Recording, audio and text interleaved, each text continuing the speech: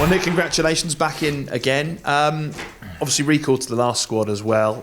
Do you feel like you're playing at the top of your game now?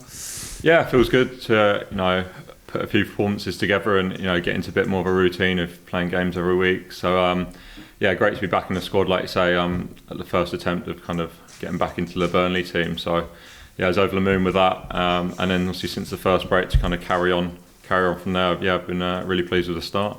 What does it mean to you when you get that call from Gareth? Obviously, yeah, a massive honour. It's still early for me, really. I think this will be my fourth one, including the World Cup. So it's still, I don't see it as like a given or anything like that. It's still, a massive honour and, a great moment for myself, my family and friends when I get to share it with them of, the news of getting called up. So yeah, still great moments for me. And what does Gareth say about your involvement in the squad? Obviously at the World Cup it's very much as a backup, but you've got one cap. Are you hoping that you can maybe oust Jordan? Obviously, yeah, it'd be nice to get more caps. I think great to be part of a squad as well for me. I think when you're part of an England squad, you've got to be part of the squad. You can't.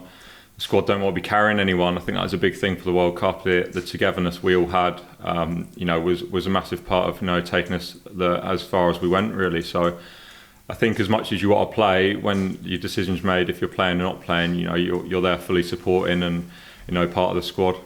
You came up against Jordan last week. You've got Tom Heaton this weekend as well, the three England keepers. What's the competition like? It's the other way around. We're Jordan this weekend. The other way around. Sorry. Close. Sorry. It was close. Yeah. Obviously, there is competition, and obviously all the English goalkeepers are in the Premier League, so you got to come up against them at 1 point during the season. So so as well as being competitors, we're good friends. So it's always good to see each other, whether it be a squad or playing against each other on a Saturday. It's always good to catch up and have conversations and whatever. So I'll be looking forward to seeing Jordan at the weekend. Can we talk about Charlton now? I know about that. Yeah.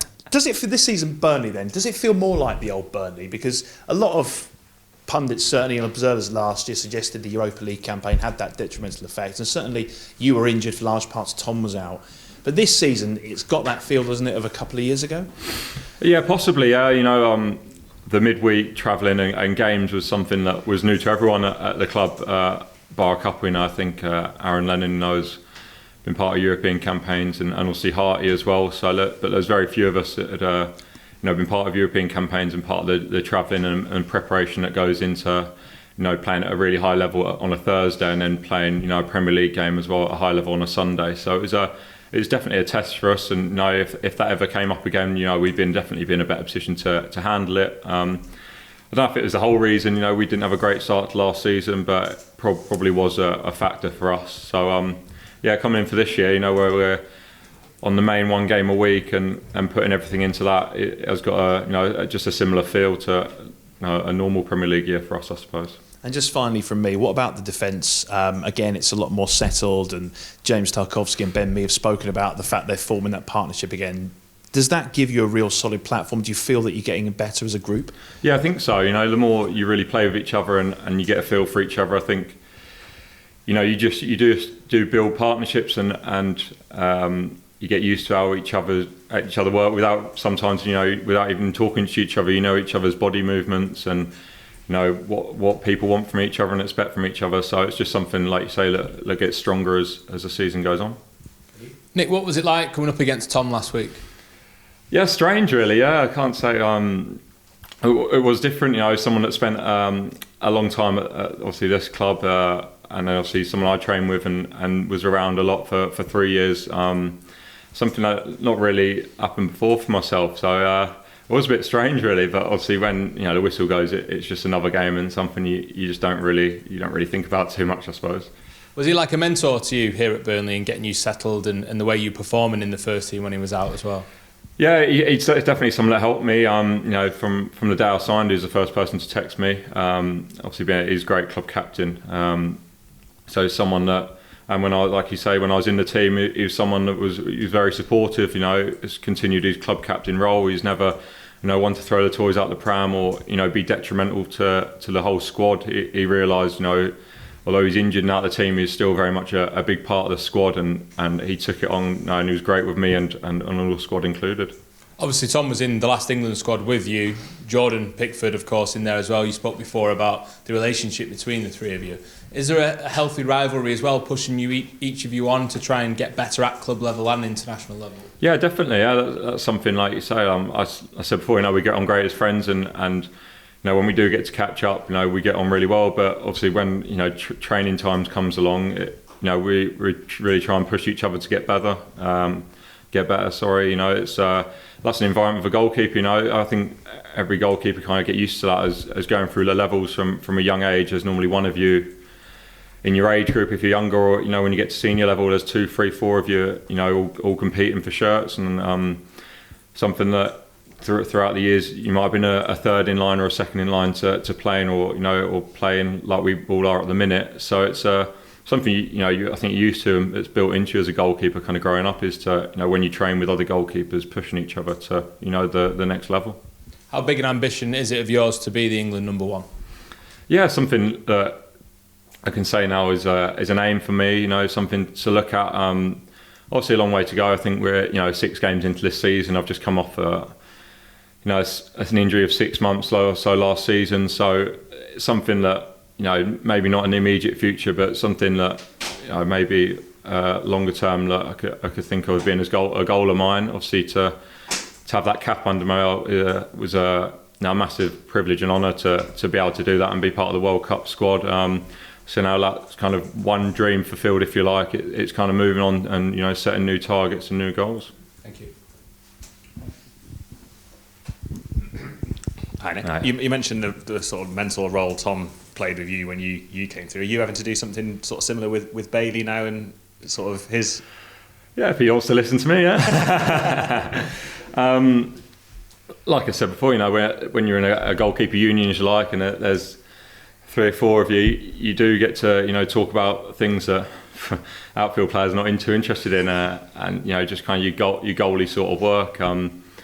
So yeah, we've got a really good group at the minute, and like I say, something where we always push each other. And if there's ever coaching points or something we like to discuss from the weekend or something that's happening in training, we've got a really kind of open group to do with that. Because I guess Bailey's come in similar to when your first season here, where you played, I think, 3 or 4 cup games. He's not played it all yet, so it's kind of a similar trajectory to what you took yourself. Yeah, definitely. Yeah, someone obviously younger in years than me, unfortunately. But yeah, he's coming off out of a championship like I did, and he's settled in really well. We've got one thing that was great for me when I was here, coming into this squad. We've got a great group of characters and people. So to settle in at the club is really good and an easy process. And then the biggest thing for me when I first came in is the training levels are really high. So week in, week out, even if you're not getting the game at the weekend, you're getting a high level of training in between.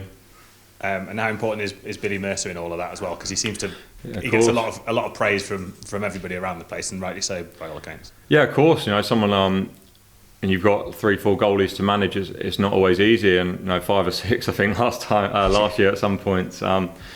So job was not easy, but someone he's obviously been around a while now, and he's got great experience in doing that, and someone that we all work from. He sets out our day in, day out work, and for me someone that easy to speak to on match days as well, and in the week after match days and going through the performance on the weekend. So he's someone that's vital to the setup. And just lastly for me, what do you sort of expect from Everton this weekend? I mean, they've not had the start that they perhaps desired, but still a lot of quality players in that squad. Exactly, like you say, a lot of quality players, and always a tough game. Home or away, Everton. They've got, like you say, a good bunch of players.